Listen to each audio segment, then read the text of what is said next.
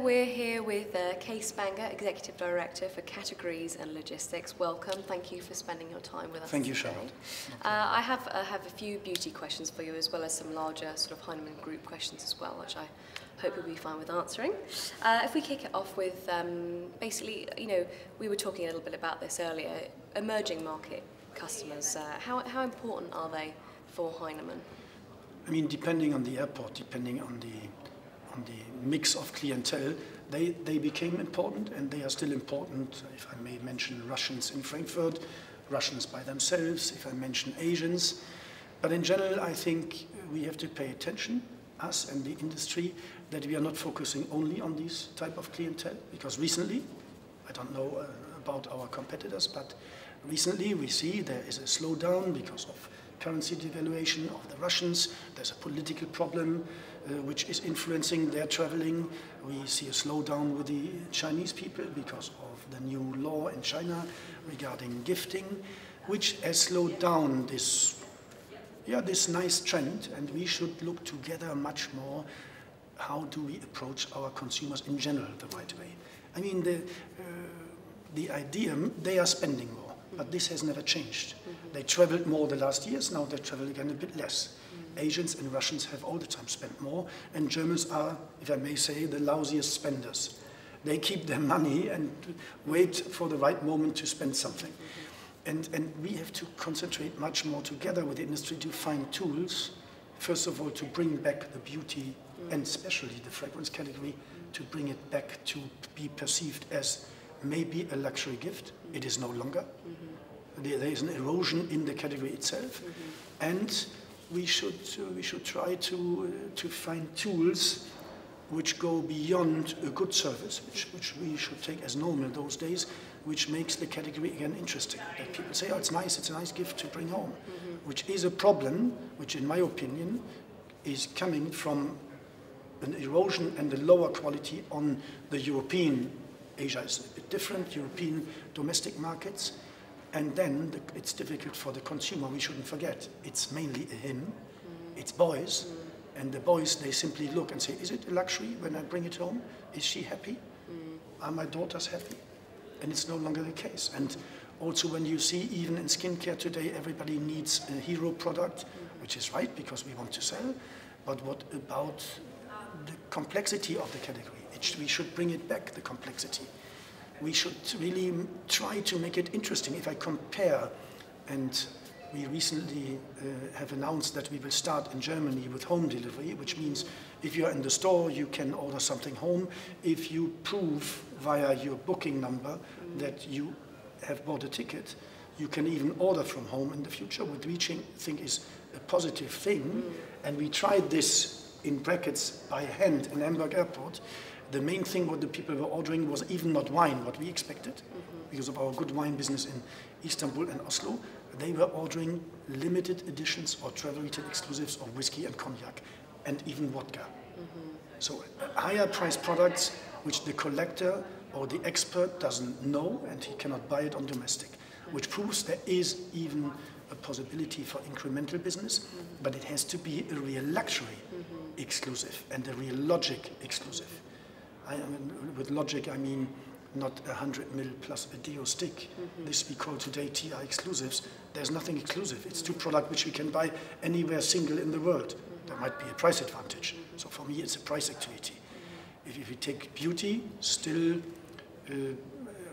make-up palettes and miniature coffrees, or we better should call them luxury perfume collections, they are still incremental business. And when we push those categories, we recently did a trial in Frankfurt to have a gondola head, much more nicer done, branded, and then I think it was YSL, all the coffret miniature of YSL, we sold incremental.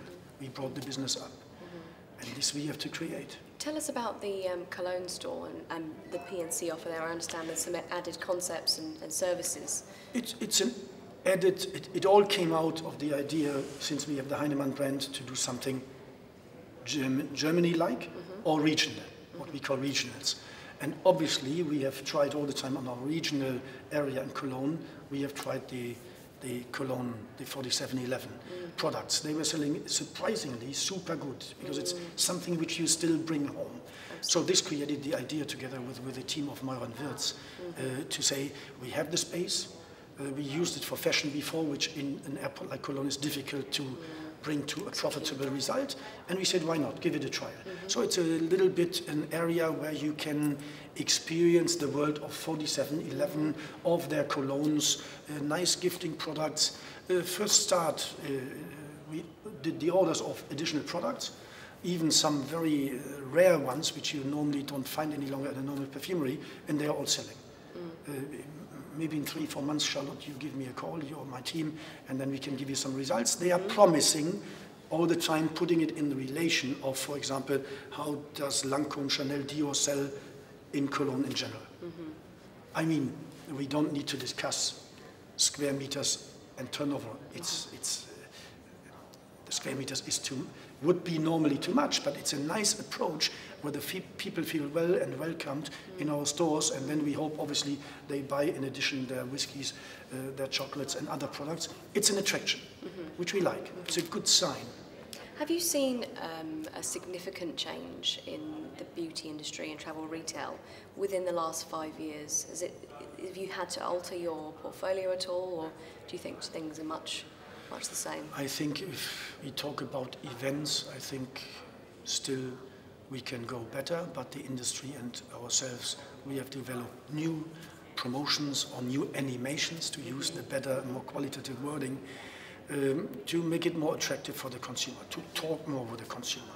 I mean, I like to give the extreme example of last year when we have done, together with the Guerlain, La Petite Robe Noire, and with LVMH, liquor team, we have done the Petite Robe Noire and Moët Rosé animation, which is really an approach to the consumer and say, welcomed, we have luxury to offer. And not only a perfume promotion and only a champagne promotion. This we need to do more.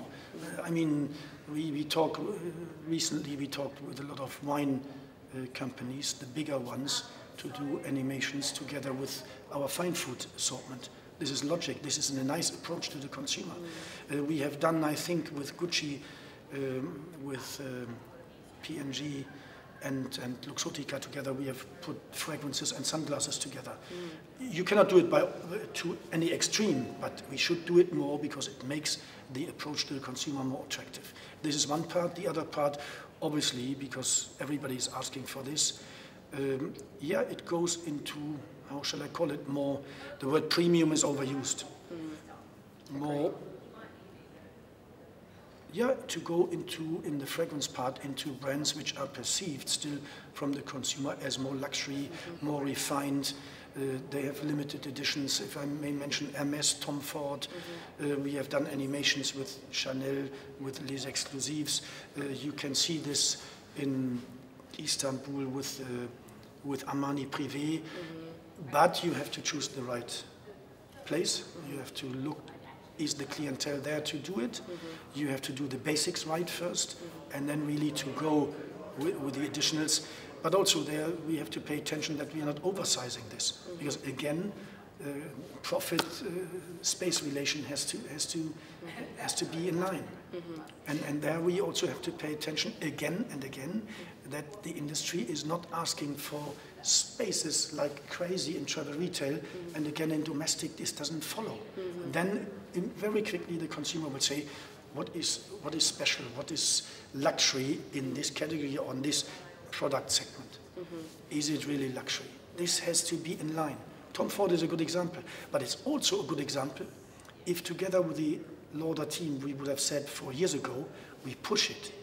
It would have been too early.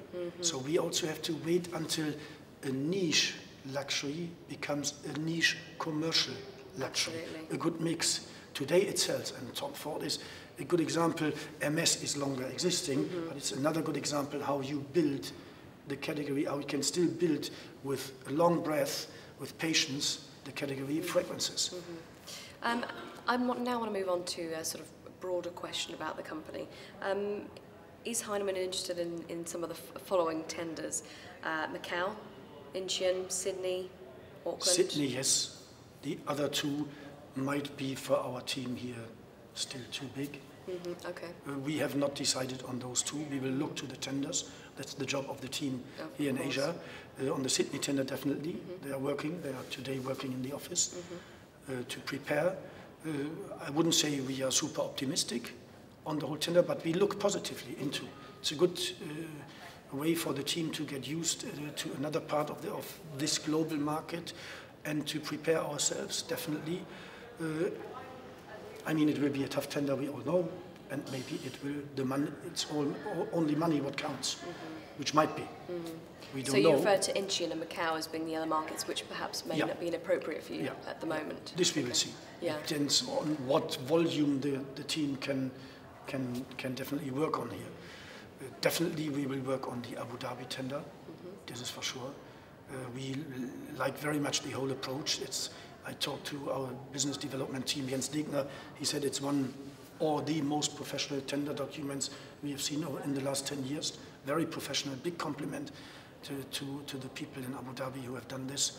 Excellent, and it's time enough for anybody to prepare in a good way. And they are saying, or it's our feeling, they are saying, okay, it's open in 2017, but do already something which is definitely differentiating Abu Dhabi in 2020 from the rest of the world, which is important. So you can, apart from brands and products, you can let also your ideas swing and say, where is travel retail in view of service, in view of approach, and in view of visible attention in the next years. Where is it going? It's not enough to build another nice perfume area. Take Abu Dhabi, I don't want to tell all the ideas, but you have to start with the history of perfume, with the old fragrances, and from there you have to build the temple of perfumes. It has to be a bit more. Yeah, added value to it. Yeah, even more than added value. Added service, added value, added differentiation. Yeah. And Berlin Brandenburg has been in the press for a lot of negative reasons. What is your opinion on the likelihood of it opening within this side of the millennium? Very seriously, we don't know anything in Heinemann. Right, okay. We know it will not be this year, and we guess it will not be next year. Luckily, we as Heinemann, we could take more or less all the people whom we have employed into Berlin, Tegel and Schönefeld. Both airports got more flights. Our business is positive there.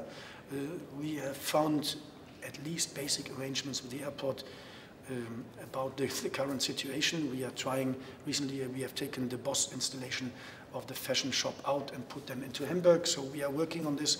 It's not easy.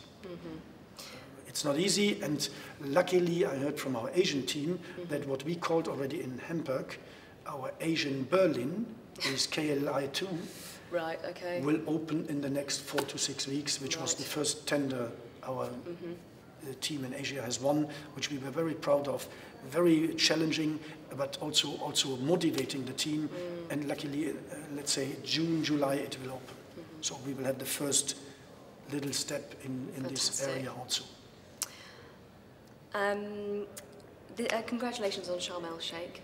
Thanks. Obviously, we broke the news. And what I wanted to know was, were Heinemann under pressure to overbid in that situation in order to sort of get your toe in the water, I guess, in the region? No, definitely not. We have a good partner with whom we work since years in this area, and we think we have done a good package together. You know us, we are normally you can never judge, not overbidding. We have done it in the framework where we think, as usual, we can make a profitable business. Oh, fantastic. Well, it's good to hear. Well, these are all the questions that I have for you today, and you've answered them beautifully. So thank you very much again for spending your time with us today. No problem. Thanks.